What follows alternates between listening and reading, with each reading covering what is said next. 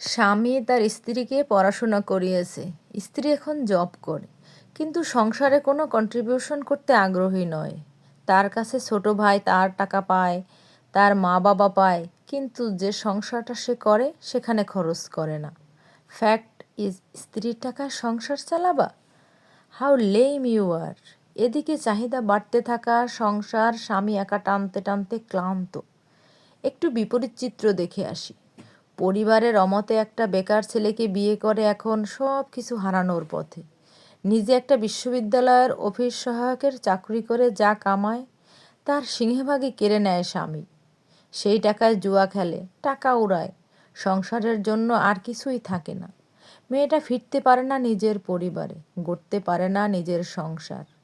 এইবার একটু ভিন্ন সিনারিও দেখি। স্বামী স্ত্রী দুইজনই জব করে, দুইজনই সংসারে কন্ট্রিবিউট করে, কিন্তু কেউ কাউকে তেমন সময় দিতে পারে না। দুজন একসাথে ডিনার করে খুব কম সময়ই। ওদিকে বেশিরভাগ স্বামীর সময় কাটে অফিস কলিগ রাইসার সাথে, আর বেচারি স্ত্রীকে বাসার সামনে নামিয়ে দিয়ে যায় তার অফিস কলিগ রফিক সাহেব। এভাবেই চলে জীবন। কারো প্রতি কারো কোনো অভিযোগ নেই। সোশ্যাল সাইটে নিয়ম করে স্টোরি দেওয়া হয়, কোথাও ঘুরতে গেলে নিয়ম করে 26টা পিক আপলোড করা হয়। তারা happily mature in social site. রাত বাড়লে বউটা নক দেয় অফিস কলিগ রফিককে, কারণ স্বামী তখন ঘুমে। আর স্বামী বেচারার মন খারাপ হলে শেয়ার করে তার অফিস কলিগ রাইসার সাথে, কারণ তার বউকে সবসময় পাওয়া যায় না, বিজি থাকে। একদিন আচমকাই শোনা গেল তাদের ডিভোর্স হয়ে গেছে, মিউচুয়াল রেসপেক্ট রেখে আলাদা হয়ে গেছে।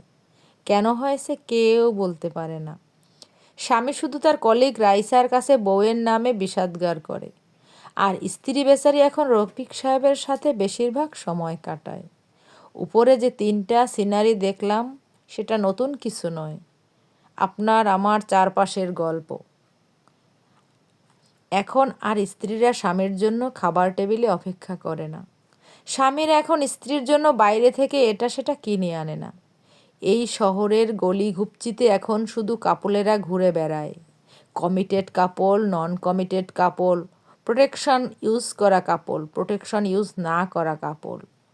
এখন রঞ্জনারা পাশের বাসার দাদার সাথে কথা বললেও প্রেমিকেরা চুপ থাকে, তারা কিছু বলে না।